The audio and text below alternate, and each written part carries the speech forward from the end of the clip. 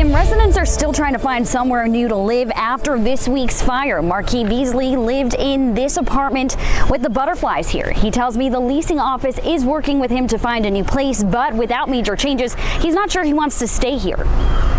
Marquis Beasley back at the apartment he's called home for 10 years. Just want to try to see if I can salvage anything. A Labor Day apartment fire means he and 7 other families now have to find somewhere new to live. It's chaos out here, everybody running every which way. But Beasley says this isn't the first time neighbors here have had to deal with the aftermath of a fire. My sister, her apartment, before she moved in, that apartment's caught fire twice. A public record request found that there have been 5 CFD fire responses here in the last year and 9 in the last 5 years. This is not sprinkled nor alarmed. It just has those single smoke detectors inside each unit. But the thing that has been contributing to this 5 fires in 1 year is the human factor. Chuck Hartung says the cause of this fire is still under investigation. Most of the time, it is the human that's caused this problem. Rarely is it a malfunction from the electrical system. CFD tells us right now there are no open fire code violations at the complex. But after filing a public record request, we did learn that the last time the complex was inspected was back in 2004. We don't have the manpower to go out and inspect every property. We're not capable of doing that. That's why it's up to the complex to come up to us and initiate that. We tried to contact the property manager to learn more about what they're doing to prevent future fires. This is Sabrina Majori calling with News Channel 9. We never heard back from him, but Hartung does tell us because the complex was built in the 60s, building codes mean neither sprinklers nor alarms are required. That's something that really needs to be done around here because what's to stop another one from happening? And Hartung says in light of Monday's fire, they've already contacted the property owner to organize an inspection. And I guarantee you there will be one forthcoming very soon. Hartung also says if a certain amount of renovations are made to these buildings, the property owner would have to come up to the current code. COVID-19 is taking a large toll on physical health, but there's something else that could be at risk: mental health. Eve Knight is an expert in mental health and addiction services, and she says people need more help than ever during the pandemic. About 5 times more crisis calls than we've seen historically. Most of the calls they are getting center around the same life stresses.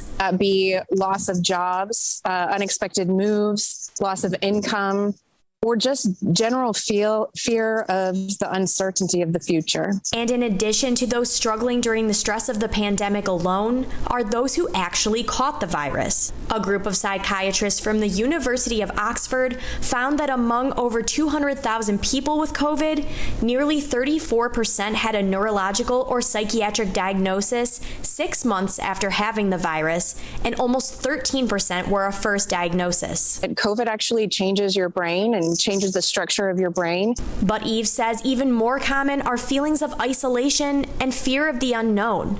Orlando Andrews knows those feelings all too well. And all of a sudden, it was just one thing after the other, every negative concept. COVID was scaring everybody to death. He says it changed him. So there was a depression that really set in that was almost overwhelming. And I don't really struggle with depression. It's not a thing for me. We've seen too much loss in this pandemic. We've seen too many of our community members die, and I don't want to lose another one. Let's break down what this new property tax hike. Let's put it into perspective. So if you own a home that's more than $175,000, well, this new rate would mean about $199 in addition to new city taxes. And there's people tell me that money is just too much.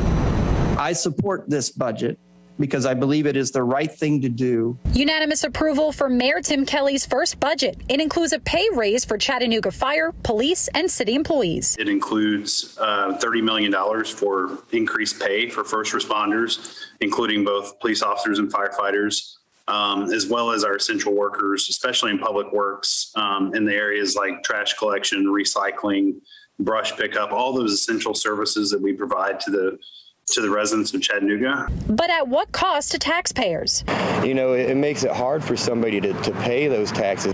Christopher Dahl, a former mayoral candidate, has been outspoken about the increase. You know, I mean, I'm doing construction on my house right now, trying to upgrade it, but there's just so much that needs to be done. It's like it doesn't equate to how much you're having to pay. Hamilton County Assessor of Property Marty Haynes says the last time Chattanooga raised property taxes was 2017. And for the first time in history, city tax rates will be higher than the county's. When we have a property value reappraisal like we had this year, some folks, typically about 30 to 35%, will pay a little more in property taxes after the reappraisal. But the majority of folks, 70 to 75%, will pay about the same or less. Under this plan, $30 million more will come into the city.